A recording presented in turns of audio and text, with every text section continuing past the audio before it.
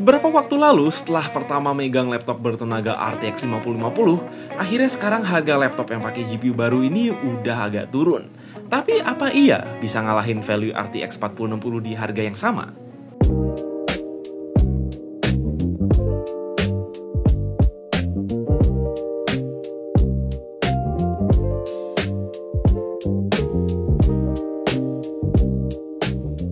Oke, jika kalian masih ingat Nitro Lite 16 yang desain chassisnya hampir plek-ketiplek sama Aspire 16, Nitro V15 itu basically masih pakai chassis mirip Aspire juga, namun ada beberapa improvement tambahan terutama soal cooling, kapasitas baterai, dan upgradabilitas.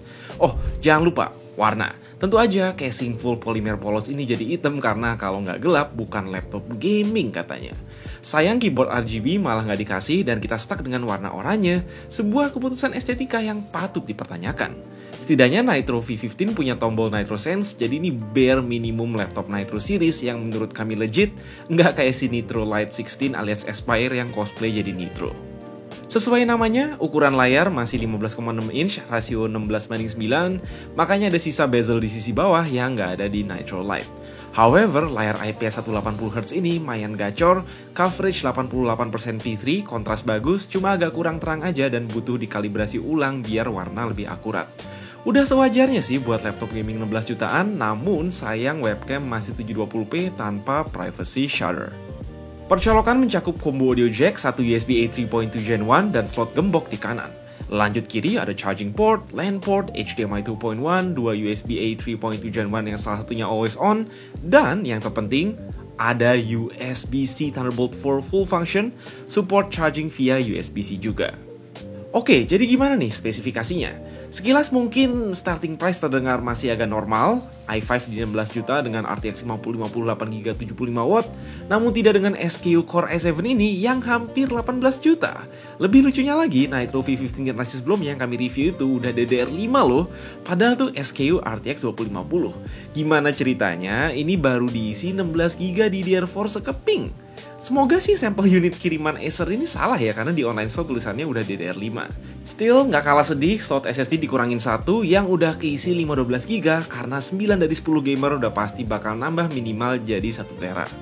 Terkait si Core i7 13620H ya terlihat nothing special, bahkan di limit, agak di bawah laptop-laptop lain dengan prosesor yang sama seperti Axio Pongo.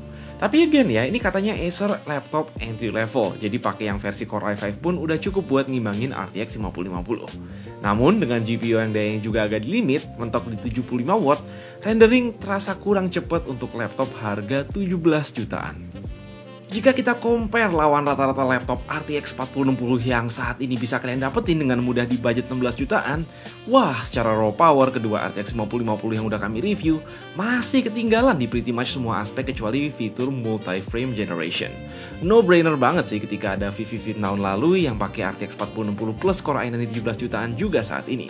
At this point, udah bisa kita simpulin lah bahwa RTX 5050 ini masih harus diturunin lagi harganya biar masuk akal, mungkin ke kisaran 14-15 jutaan. Dengan driver update terbaru pun masih ngos-ngosan buat ngejar RTX 4060 laptop. Udah gitu kami coba main game on battery, entah kenapa penurunan performanya drastis banget lebih dari biasanya, semoga bisa di fix dengan semacam BIOS update. Secara cooling masih sama dengan generasi lalu yaitu dual fan dual heatsink dan triple heat pipe, yang mostly dorong udara panas ke bawah layar.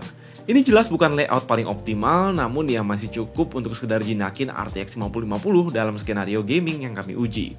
Dengan catatan suhu di keyboard tengah bisa tembus 42 derajat Celcius pada fan speed auto.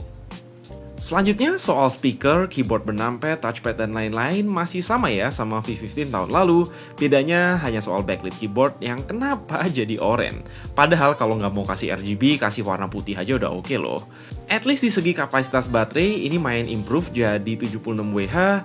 Nggak sia-sia amat ngorbanin satu slot SSD yang tahan up to 8,5 jam playback YouTube di mode battery saver.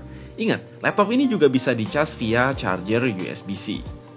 Oke, jika benar di unit retail RAM-nya di downgrade jadi DDR4 dan berkurang satu slot SSD, no debat. Ini laptop sorry banget belum worth it buat dibeli kecuali banting harga minimal ke kisaran 15 juta.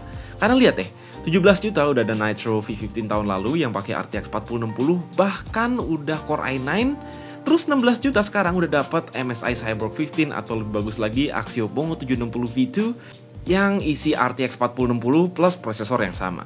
Kekurangannya paling soal layar yang belum 180Hz. Percuma juga kan, layar kenceng tapi GPU belum kuat ngimbangin.